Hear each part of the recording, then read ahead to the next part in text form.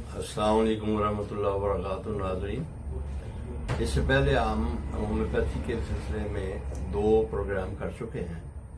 आज हम जो प्रोग्राम करने जा रहे हैं इसका ताल्लुक जो है ये एक ऐसी चीज़ से है जो आजकल आम है और जिसके बारे में मर्द और औरतें जो हैं वो काफ़ी परेशान और परेशान दिखाई देती हैं, यानी मोटापा। नाज़रीन, मोटापा जो है ये क्या है? मोटापा जो है ये 2 किस्म का होता है, बल्कि 3 किस्म का। एक, ओवरवेट जो हो, अगर वेट जो है 20% से उसके वेट से कम ओवरवेट हो तो वो ओवरवेट कहलाता है, वो भी एक मोटापे की किस्म है। और अगर वेट जो है 20% से लेके 30% तक या 29% तक ज़्यादा हो तो वो ओबेसिटी यानी मोटापे के ज़मीन में आता है। इसकी जो किस्में हैं, बहुत सारी वजूहात और किस्में हैं, जिसमें आपकी सुस्ती, कोई एक्टिविटी ना करना, ग्लूटीन की फूड का इस्तेमाल करना, मीठा ज़्यादा इस्तेमाल करना और जो है तवानाई वाली चीज़ें वो इस्तेमाल करना, मगर उसके साथ ना कोई एक्सरसाइज करना, ना कोई एक्टिविटी करना, ना वॉक करना, सिर्फ खाना और सोना और पीना ही हो, तो उससे फिर जो है आपका वजन बढ़ना शुरू हो जाता है। और जब ये 20% से ज़्यादा ओवरवेट आप हो जाए तो वो मोटापे में शुमार होना शुरू हो जाता है। मोटापा 2-3 किस्म का है। एक तो ये है कि आपके जो मसल्स हैं वो फूल जाएं या उनमें वर्जिश की वजह से आप अगर छोड़ जाएं तो ढीलापन आ जाए, एक ये मोटापा है। और एक मोटापा वो है कि आपके जिस्म में हवा या पानी जो है भर जाए या आपका मैदा लटक जाए और उसके दरमियान में जो है वो चर्बी जमा होनी शुरू हो जाए, तो एक मोटापा ये है। एक मोटापा ये है कि आप बहुत ज़्यादा ग्लूटिनस फूड या मीठा इस्तेमाल कर रहे हैं या नशास्ते वाली चीज़ें इस्तेमाल कर रहे हैं, लेकिन आपके जिस्म उनको बर्न नहीं कर रहा, आपकी कोई एक्टिविटी नहीं है, तो इस वजह से जो मोटापा है वो भी आपके लिए परेशानी पैदा करता है। तो हम आज आपको बताएंगे कि इस मोटापे को आप किस तरह मेजर कर सकते हैं कि आपको पता चले कि आप ओवरवेट हैं या नहीं है। उसका एक बहुत सादा तरीका है। एक जो है वो BMI कहलाता है। उसमें आप अपना हाइट नापें और अपना वजन करें। अगर आपका वजन केजी में है तो उस आपकी हाइट जो है वो मीटर्स में या सेंटीमीटर्स में होनी चाहिए। मसलन अगर आपका वेट जो है 60 है और आपकी हाइट जो है वो 150 सेंटीमीटर है, दैट मीन्स 1.5 मीटर, तो आप क्या करेंगे कि अपने केजी वेट को इससे जो 1.5 मीटर है इसके स्क्वायर से डिवाइड कर लेंगे, तो वो आपका BMI आ जाएगा, यानी आपके मोटापे की जो रेशो है। ये अगर 18 से लेके 24 तक हो तो आप ओवरवेट नहीं है, अगर 18 से नीचे हो तो आप अंडरवेट हैं, और अगर 25 और 24.9 से ऊपर और 30 तक आए तो आप काफी ओवरवेट हैं, और अगर 30 से ऊपर आए तो आपकी ओबेसिटी जो है ये ग्रेड 2 है, और उससे ऊपर अगर 30-40 तक आए तो आपकी ओबेसिटी जो है वो ग्रेड 3 है। तो इसका जो होम्योपैथिक इलाज है उसमें आपने ये करना है कि पहले आपने ये देखना है कि मोटापा है कि मतलब बच्चों का मोटापा जो है उसमें आप ये देखें कि उस बच्चे की आदत क्या है, क्या एक्सरसाइज करता है या सुस्त है या क्या कर रहा है वो। तो अगर बच्चों में अमूमन जो मोटापा है उसके लिए होम्योपैथिक दवाई जो है वो एंटिमक्रोडम है, लेकिन उसको आपने ये भी देखना है कि उसकी जुबान के ऊपर कहीं मैल की मोटी तह तो नहीं जमी हुई है। अगर वो हो तो फिर ये एंटीमोनियम क्लोरीन जो है ये खता नहीं जाती है। आप इसकी 30 पोटेंसी में उसको रोजाना रात को 1 दफा 1 महीना खिलाएं और उसके बाद 1 हफ्ता नागा करके फिर 1 महीना खिला दें, तो उसका जो मैदा है वो अपनी जो है काम सही करना शुरू कर देगा, उसका मेटाबॉलिज्म ठीक हो जाएगा और उसका इंशाल्लाह वजन भी कम होना शुरू हो जाएगा। उसके अलावा जो है एक चीज और जो बड़े हैं उनमें ये चीज देखनी पड़ती है कि उनके पेट और हिप की रेशो क्या है।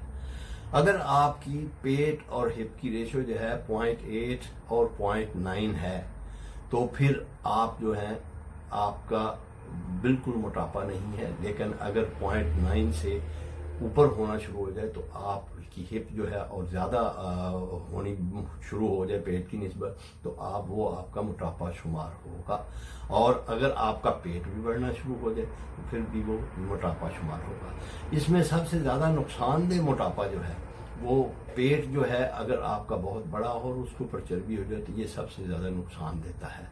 तो इसके लिए आप देखें कि अगर कोई बड़ा जो है वो इस कदर मोटा है कि उसका पेट बहुत बड़ा हुआ है और बड़ा सख्त है और वहां बहुत चर्बी है, तो उसके लिए और उसके साथ उसको पसीना आता हो, वो सांस चढ़ जाती हो और रात को खास तौर पे उसके पसीने में जो है वो सर पे भी पसीना आता हो, तो उसके लिए बेहतरीन दवाई है कलकेजिया काप। कलकेरी काप 30 की रोजाना रात को एक खुराक लेकर वो 1 महीना खाए, उसके बाद देखे कि उसमें क्या फर्क पड़ा है। ये आप 3 महीने तक इस्तेमाल कर सकते हैं और उसके बाद नागा कर दें और उसके बाद जो है 1 हफ्ता या 2 हफ्ते नागा करके इसको फिर शुरू कर दें।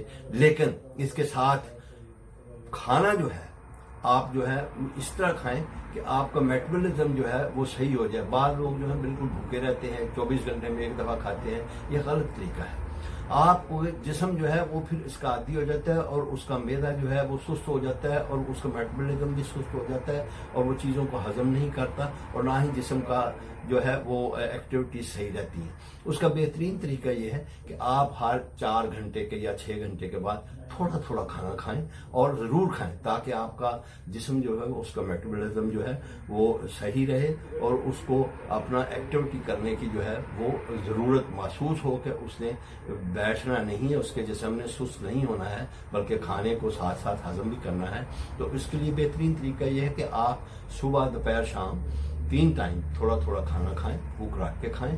पेट के 3 हिस्से करें, 1 पानी के लिए, 1 खाने के लिए, 1 हवा के लिए और रात को सोने से पहले 1-2 स्लाइस या स्नैक्स जो है वो खा लें। इससे जो है आपके जिस्म का मेटाबॉलिज्म जो है वो सही रहेगा और आपका मोटापा भी नहीं होगा और आपके अंदर जो है कमजोरी भी नहीं आएगी। क्योंकि जब आप 24 घंटे में एक दफा खाते हैं या सुबह और शाम सिर्फ खाते हैं तो आपके जिस्म में जो है वो कमजोरी आ जाती है और आपकी हड्डियों को और आपकी खून को वो पूरी नॉरिशमेंट जो है वो नहीं मिलती है। मोटापे का ये भी नुकसान है कि इससे डायबिटीज और ब्लड प्रेशर की तकालीफ हो जाती हैं। आप चल नहीं सकते सही, आपके घुटनों पे वजन पड़ता है, उनमें दर्दें शुरू हो जाती हैं। इसलिए इस तरफ खास तवज्जो आपको देनी चाहिए और मोटापा जो है ये आपके लिए एक अजाब का मुझे बन सकता है। और 20% जो है इसमें अगर आपकी ओबेसिटी जो है नंबर ग्रेड 2 और ग्रेड 3 हो जाए तो 20% चांसेस जो है वो ज्यादा हो जाते हैं कि आपको हार्ट अटैक हो जाएगा। इसलिए इस तरफ खास तौर पे तवज्जो दें और चंद चीजें जो हैं वो उनका खास ख्याल रखें। आप एक तो सुबह की सैर करें, खाना खाने के बाद शाम को कम से कम 1 मील चलें।